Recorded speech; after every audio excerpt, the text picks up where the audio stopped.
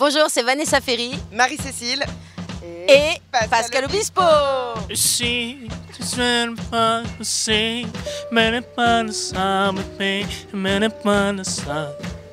On est sur le mensuel.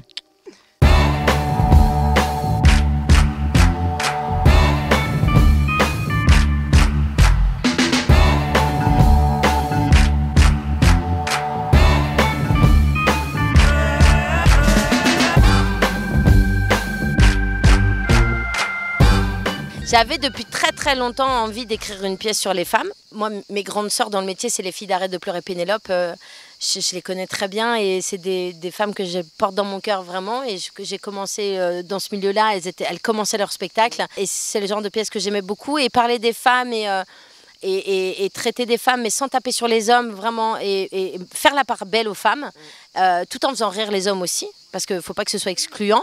Voilà. Et puis en fait, je me suis dit comment on peut traiter de grands sujets de la femme. Et il faut trouver le huis clos, comme on dit, sans faire peur aux hommes. Voilà. Et là, pour le coup, les hommes sont plutôt contents parce qu'ils ressortent du spectacle en disant « Qu'est-ce qu'on se marre ?» Je dis « Bon, bah, c'est bien, ça veut dire qu'on a… » Et voilà. Et donc, j'ai eu l'idée de cette salle d'attente de cabinet médical et avec 3 femmes qui ont 3 problématiques différentes. Souvent on se dit putain mais comment ça peut nous arriver dans la vie, et en fait moi je pars du principe que rien n'est jamais aussi drôle que la vie en elle-même. Il faut juste savoir la regarder en fait. Il y a un adage qui dit on en rigolera un jour même quand il nous arrive des trucs durs. Bah en fait l'humour c'est juste savoir reprendre du recul sur une situation en fait. Oh c'est beau ce que je viens de dire.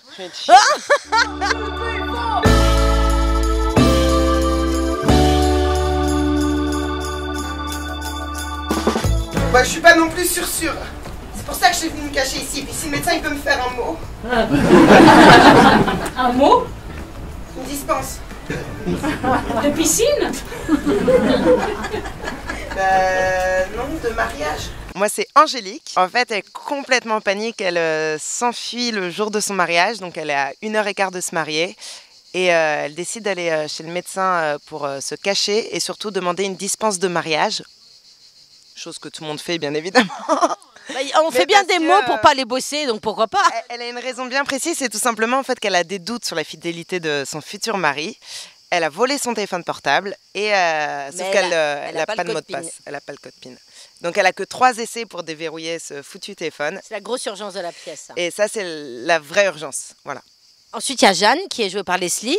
Jeanne est une femme avec un fort caractère, working girl, très réseaux sociaux, branchée, et puis qui a une vie un peu dissolue, c'est-à-dire qu'elle bosse la journée, mais le soir, elle vrille et elle s'amuse.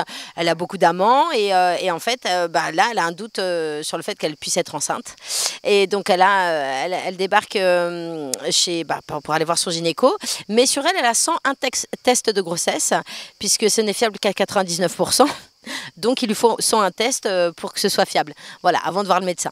Donc elle fait des allers-retours très souvent aux toilettes. Une autre stable psychologique. Voilà. Bon, une femme d'aujourd'hui, j'ai envie de dire. Hein, donc voilà. Et la troisième, c'est moi, et Delphine.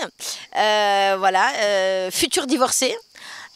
Comme on va dire en pleine crise, on va dire de la quarantaine, hein, voilà. Après 10 ans de mariage, elle a été cocue pas une fois mais moult.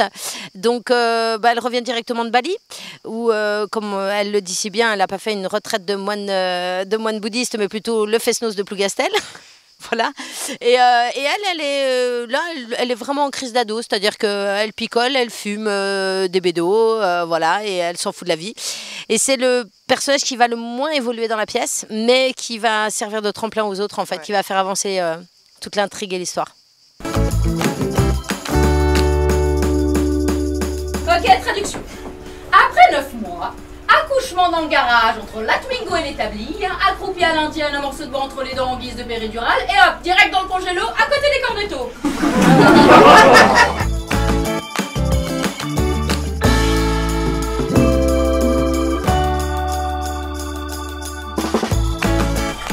Mais c'est normal d'avoir des doutes le jour de son mariage. C'est vrai? Bah oui, avec le jour de son divorce où il n'y a plus de doute. On est des copines, oui, effectivement, on se connaît. 7, 8 ans, 8 ans? Eh non, avant. En fait, moi, je suis le point commun entre nous 3, c'est-à-dire que j'ai joué avec Leslie pendant 2 ans une pièce d'Adlil Vardar qui s'appelait Famille recomposée. Et Marie-Cécile et moi, on s'est connus en faisant des vidéos sur auféminin.com.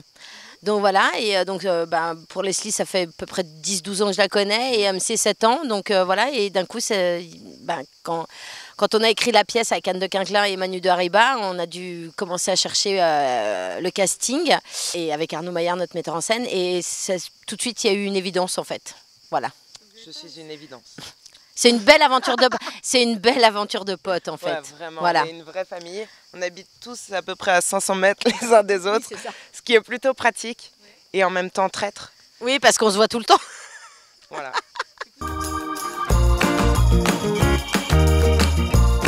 Eh ben c'est qu'à nous trois, on résume très bien les grandes étapes de la vie d'une femme. Hein. Bah c'est vrai, mariage raté, enfant non désiré, divorce. Mais c'est pas un peu pessimiste ça? Non, si j'avais été pessimiste, j'aurais rajouté la mort et l'épisiotomie.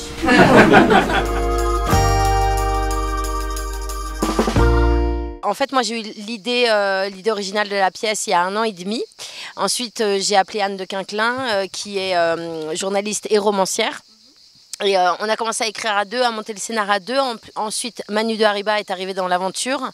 Manu est un auteur télé, un très très bon scénariste et très bon punchliner. Et on a écrit à 6 mains. Arnaud, l'année dernière, pour mon anniversaire, m'a fait le cadeau de me dire oui pour la mise en scène. Donc j'en étais très fière parce que, hormis le fait que ce soit mon meilleur ami, il a un talent indéniable, voilà, en tant que comédien et en tant que metteur en scène. Et après, on a commencé à chercher les filles et voilà, ça a été très vite. Donc dans le fonctionnement, c'est plutôt simple. Moi, c'est vrai que je m'occupe de la production avec notre coproducteur et diffuseur. On vend les dates, on s'en occupe. Anne s'occupe aussi beaucoup des réseaux sociaux et voilà, on fait beaucoup de choses sur Instagram, sur Facebook. Oui. Voilà, même nous personnellement, vous pouvez nous follower. Et voilà, et puis après, il y a une hiérarchie qui est normale. Quand on répète, notre metteur en scène est au-dessus de nous. Voilà, les auteurs réécrivent quand il faut réécrire. Tout le monde a trouvé exactement. Tout le monde a sa place et vraiment ça se passe très très bien. Ouais, on s'entend bien.